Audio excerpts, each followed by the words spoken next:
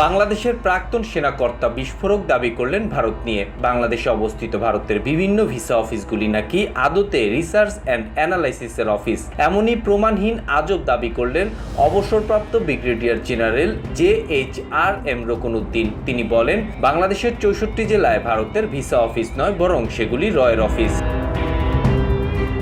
বর্তমান ইউনূস সরকারের বিরুদ্ধেও তোপ দাগেন তিনি। তার অভিযোগ, সরকার প্রতিরক্ষা বাহিনীর কোনো বিষয়কে অগ্রাধিকার দিচ্ছে না। নিরাপত্তা উপদেষ্টা নিয়োগের ক্ষেত্রে সেনাবাহিনীর প্রধানদের সঙ্গে আলোচনা করা হয়নি। করিডোর, প্রতিরক্ষা ব্যবস্থা, সীমান্ত নিরাপত্তা সবকিছুতেই সামরিক মতামত উপেক্ষা করা হচ্ছে। এদিকে সীমান্তে আরাকান আর্মির অনুপ্রবেশ নিয়েও তোপ দাগেন রুকনউদ্দিন। প্রাক্তন সেনাকর্তা আবার ভারতীয়দের মারার নিদানও দেন। তিনি বলেন, আমরা অতিরিক্ত ভদ্রতা করছি, আর সেটাকেই দুর্বল মনে করছে প্রতিবেশীরা। আমি রংপুর সেক্টরের কমান্ডার থাকার সময় বলেছি, ওরা যদি আমার একজনকে মারে, আমি ওদের 3 জনকে মেরে জবাব দেব।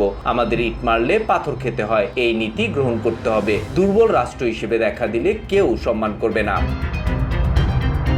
এদিকে ইসকনের সঙ্গে RS এর যোগাযোগ আছে বলে দাবি করেন এই বাংলাদেশি প্রাক্তন সেনাকর্তা। এ বিষয়ে সরকারের ভাবনা চিন্তা করা উচিত বলেও মন্তব্য করেন তিনি। এরই সঙ্গে তিনি বলেন, আরাকান আর্মি, KNF, শান্তি বাহিনী সবাইকেই কেউ না কেউ ব্যবহার করছে। প্রতিটি ট্রাইব থেকে একজনকে তৈরি করা হচ্ছে, যাতে প্রয়োজনে বাংলাদেশে বিশৃঙ্খলা ছড়ানো যায়। এসব পরিকল্পনার পেছনে আন্তর্জাতিক নীল নকশাও রয়েছে।